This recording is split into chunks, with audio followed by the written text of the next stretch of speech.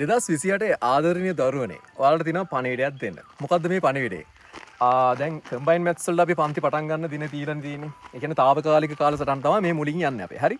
එතකොට ස්ථීර කාලසටහන මොනවද? ඒ කියන්නේ පන්තිකට එද්දි ඔයාලට දැනගන්න ඕනේ දැන් හරියටම පන්ති කවද්ද තියෙන්නේ. අන්න. එහෙනම් ඔයාලට පුළුවන් කුරුණෑගලින් නම් සිප්පින් ආයතනයට එන්න සෙනසුරාදා දවල් 1ට.